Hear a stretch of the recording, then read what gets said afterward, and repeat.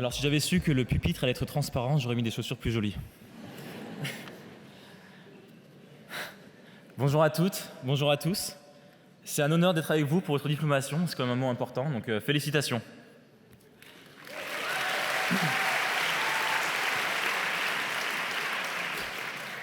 Alors c'est aussi un peu stressant. Il faut dire que la personne qui avait fait le discours de remise des diplômes de ma promotion de Sciences Po, c'est Emmanuel Macron. Heureusement, la pression est redescendue quand j'ai réalisé que n'ayant jamais fini mes études à Sciences Po, je ne sais pas ce qu'il y a dit. Alors, vous vous demandez peut-être qui je suis.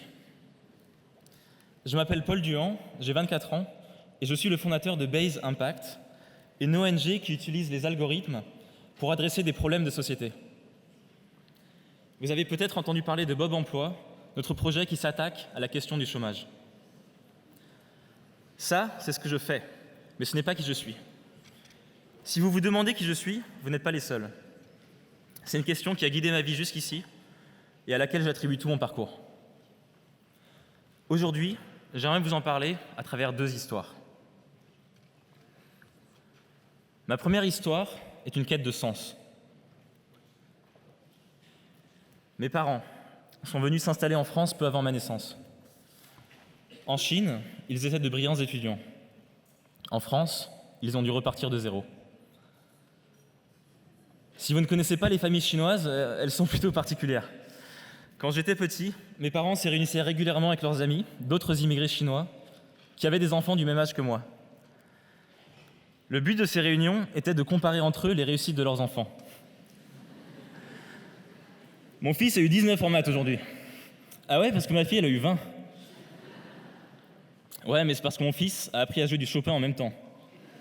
D'ailleurs, il va vous montrer, hein, Paul. Alors, ces réunions se transformaient à chaque fois en concours de musique ou en compétition de réussite scolaire par procuration. Elles finissaient toujours en long débat sur les derniers classements des grandes écoles. On était en CP.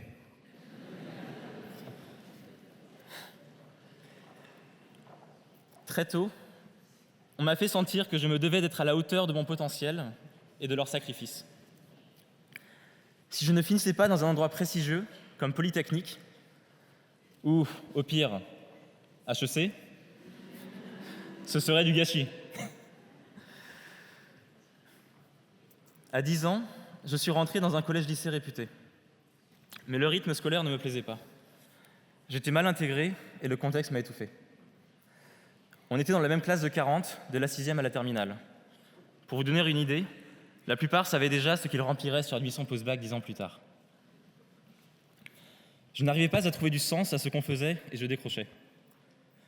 Bien sûr, j'étais gamin. Je ne pensais pas que le manque de sens était le problème. Je pensais que le problème, c'était moi. Comme ne manquaient pas de me le dire mes parents, leurs amis et mes professeurs, je gâchais mon potentiel. À 11 ans, j'étais en dépression. Alors vous me direz, qu'est-ce qu'on peut faire? Comment est-ce qu'on peut être en dépression à 11 ans? Si on m'avait demandé qui j'étais, j'aurais répondu que j'étais un gâchis. J'avais internalisé le sentiment de ne servir à rien. Et donc j'avais besoin de sortir de ce rôle d'enfant prodigue qu'on avait défini pour moi et dans lequel je ne me reconnaissais pas. C'est ce qui m'a poussé à me demander ce que je voulais vraiment.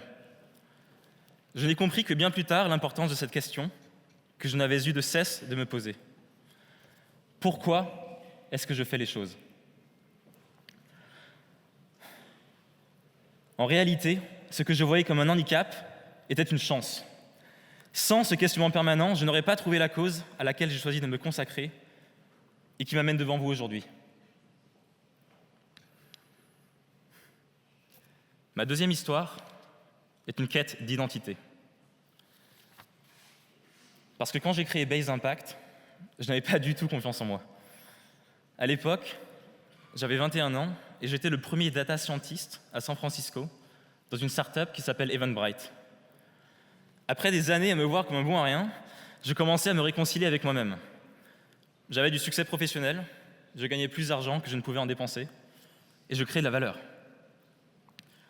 Mais je n'avais pas résolu tous mes problèmes. Je me voyais comme un dilettante, quelqu'un qui s'en fout de tout mais peut compenser par des coups d'éclat. C'était déjà mieux que d'être un gâchis. Mais la vérité, c'est que je détestais cette identité que je m'étais forgée. Elle était rassurante et confortable, mais elle masquait ma peur d'être toujours le mec un peu doué qui gaspille son talent, qui aurait pu s'il s'y était mis, mais qui n'exploiterait jamais son potentiel. Il y en a peut-être qui se reconnaissent. Je me pensais incapable d'aller au bout des choses. Au point que lorsque j'ai créé Base Impact, j'ai recruté quelqu'un pour être le PDG à ma place. Il présentait bien, il était confiant. Il avait les qualités que je pensais qu'un PDG devait avoir. L'inverse de ce que je pensais être. Mais 6 mois plus tard, nous n'avions pas de vision claire et l'équipe était en train de se disloquer. J'avais eu peur d'assumer mon rôle et le projet allait dans le mur. Je devais faire un choix. Base, c'était la réponse à ma quête de sens. Je ne pouvais pas laisser le projet mourir. Mais j'avais peur d'être le leader. Je me sentais illégitime à réunir une équipe autour de moi. Moi qui n'osais pas inviter des gens à mon anniversaire, de peur que personne ne vienne, je devais en convaincre des plus vieux et bien plus accomplis que moi de quitter leur poste très confortable chez Google pour suivre ma vision. Mais c'était ça ou laisser le projet couler. Par nécessité, j'ai endossé un rôle pour lequel je me pensais inadapté. Depuis, Base Impact a survécu, mène des projets dans plusieurs pays et travaille à créer le futur du service public.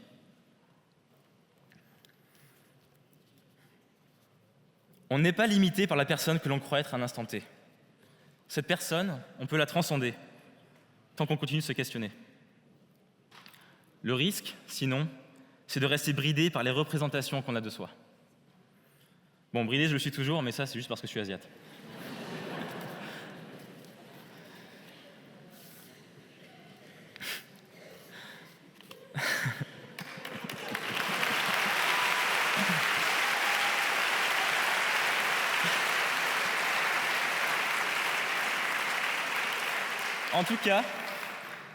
En tout cas, la personne que je pensais être a changé de nombreuses fois. La seule chose qui est restée constante, c'est cette question. Pourquoi est-ce que je fais les choses? C'est cette question du pourquoi qui m'a poussé à faire Sciences Po. Je pensais que c'était par la politique qu'on changeait le monde. C'est cette question du pourquoi qui m'a poussé à arrêter mes études en cours de route pour me lancer dans le monde des startups dans la Silicon Valley.